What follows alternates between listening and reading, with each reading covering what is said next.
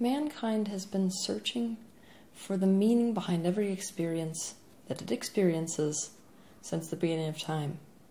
People search for the implication of everything that they encounter. The ability to seek meaning is an advanced form of consciousness. But as we all know too well, with advancement comes pitfalls. An example of one such advancement pitfall is that someone can be egotistical about being egoless.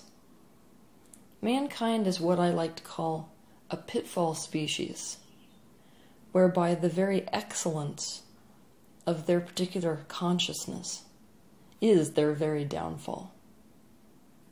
The ability to derive meaning is both something that sets our species apart as an evolved and rapidly expanding facet of consciousness, and what causes us to self-destruct. We encounter various experiences in our day-to-day life. Some of these we could consider positive experiences, and others we could consider negative experiences. But the flavor of the experience is determined by one particular thing, and that is the meaning that we assign to that experience. It's well known now that one woman will have a completely different experience of labor and delivery than another woman based on the meaning that she assigns to that experience or the sensations that occur during that experience. Two people's experience of the same event is often drastically different based on the fact that they interpret different meaning to the same experience. Think of it this way. If you started uncontrollably vomiting right now, and the meaning you assigned to that experience was that you didn't wash your hands well enough and thus caught a deadly virus, your experience of that particular event, that vomiting, would be quite different than if the meaning you assigned to that experience was that your body was cleansing itself of toxins so as to become anew, renewed, into a state of health. We must see that meaning does not inherently exist in and of itself in a situation. It is in fact an interpretation. And you cannot simply take interpretation to be truth. If meaning does not inherently exist in an experience, we must and do assign it to the experience, and then we mistake them for the same thing. Think of this like peanut butter and jelly. Peanut butter is the experience, jelly is the meaning we assign to the experience, and if we stir the two together, we mistake them for one thing, a third substance.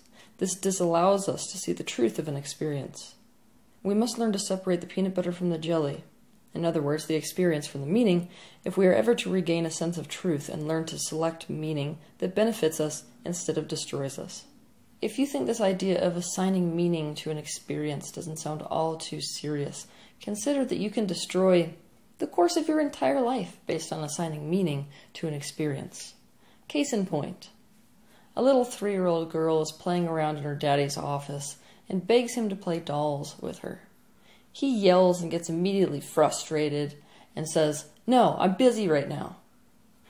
This is a traumatic experience for her. She takes it personally. Now let's pretend the meaning she assigns to this event is, I am insignificant to my dad. That was not the meaning of the experience of the event for the father. The meaning for the father was, I'm busy right now. But the moment that that little girl assigns that meaning to that event, it is as if colored lenses go up over her eyes, and from that moment forward, all experiences that she has with her father are filtered through the lens of, I am insignificant to my father. The truth is now colored and distorted by this perception that the experience of life is filtering through. Every single time this little girl has an interaction with Dad, that interaction will now be colored and distorted by this particular filter. And here's where it gets really, really tricky. Every single time she experiences anything with her father that could potentially strengthen this belief or this meaning, these lenses get thicker and even more distorted, until eventually only those things which strengthen the meaning, i.e. make this thicker, are going to make their way through these glasses. That means anytime this father is loving towards the daughter, it's not even going to make it through the filter. This father could really love his daughter more than anything in life and do all kinds of loving things, but it will not matter because all of his actions are now being filtered through the lens of meaning that she adopted at 3 years old. This girl is likely to grow up believing she is insignificant to men and will end up in relationships with emotionally unavailable men, covering up her misery with various addictions potentially, wondering why her self-esteem is so damn low. Take a look at this lens. Doesn't this account for why two people perceive the same event so differently? What we must consider is that the painful meaning we assign to an experience was not the actual meaning of the experience in the first place. What we must consider is that we've been punishing people or avoiding them for a meaning that we ourselves assigned to that experience with them. It was not something that they inherently did.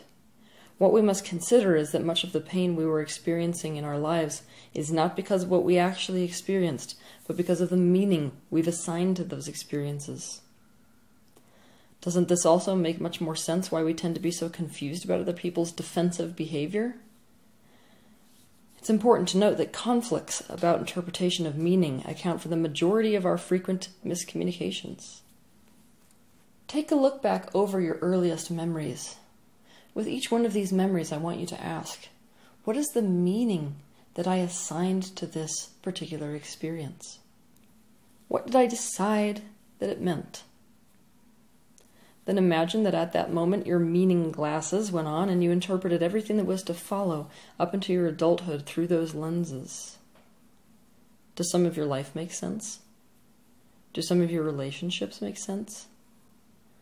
What if the meaning you assigned to an event was not an accurate interpretation at all?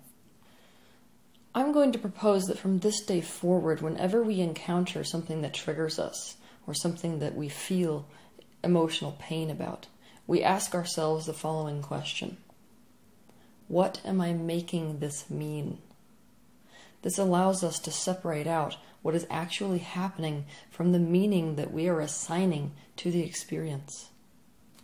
This gives us an opportunity to set the record straight.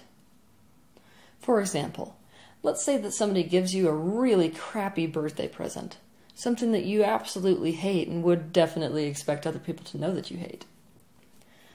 Ask yourself, what am I making this mean? Perhaps you'll find that what you're making this mean is the person doesn't actually care about you enough to figure out what you really like and to know you. Now, at this point, we have the opportunity to not put those meaning glasses on and to instead either question that particular meaning that we're assigning ourselves or go to the other person directly with it. You can actually say to them, this is what I'm making this mean. Is that your actual meaning? Not only does this allow the other person to set the record straight, it makes it so that we are not putting those meaning glasses on in the first place, so we are free from illusion. Separate out the peanut butter from the jelly and then question the jelly. In other words, separate out the event that actually happened from the meaning that you assigned to that event, and then question the meaning you assigned to that event, so as to not become completely convinced that it is the absolute truth. Question your meaning instead of assuming it. Take off those meaning glasses you put on so long ago, and prepare to see the world a whole lot clearer. Have a good week.